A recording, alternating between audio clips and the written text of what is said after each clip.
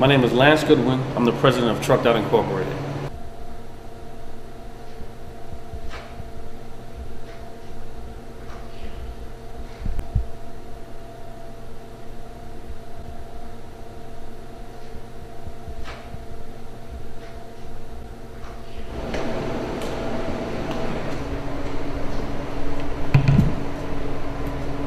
Our aim and our mission is to help out any way we can in the community.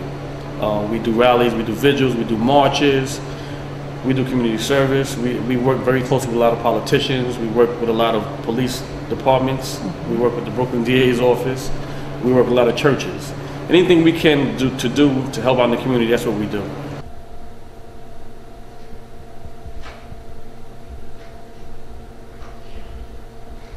This is through personal experience. Even though they may seem like minor summonses, something that could be just swept under the rug, they're not, because what happens is it follows you if you don't answer them.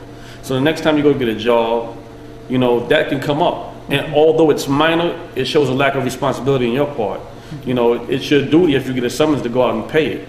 You know, you can deal with that in court, whether you're right or wrong, but the fact is you need to go out and pay it, because you don't want that hanging over your head and you're trying to do something else in life later down the line, and that's what's holding you up. Nobody wants that. It's a sticking point that we need to take care of, because it does hinder your progress later on. We've worked very closely with the Brooklyn DAs before. We've worked with the police department, and they are people of their word.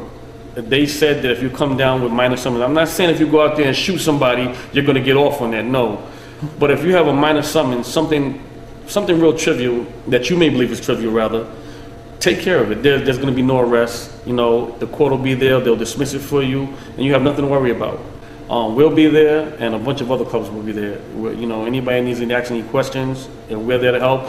You know, they've never, you know, went back on their word with us, and I doubt very seriously they'll do that with anybody else.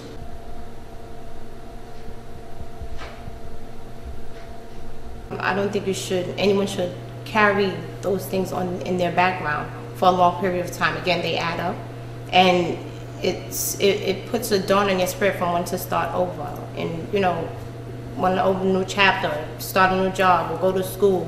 You know, it piles up on you. So I just think it's a new beginning. You're just closing the one chapter and opening a new one.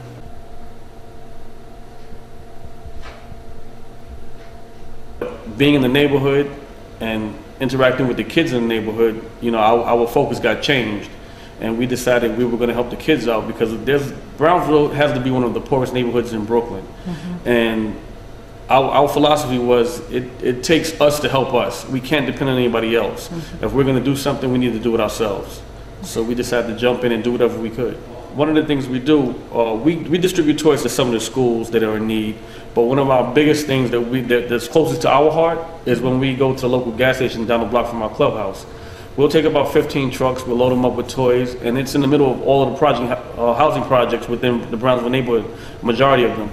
So we go there, we open up the back of the trucks, and we start giving away toys. I have a friend of mine, a very good friend, Anthony Knowles of the Brooklyn Blizzards. He plays Santa Claus for us. So we have a Santa out there with us, and we stand out there, we just give away toys until they're all gone. The Brooklyn DA is giving everybody an early Christmas present. And that's to come down, get these minor summonses dismissed, and you can go on with your life. You can't ask for more than that.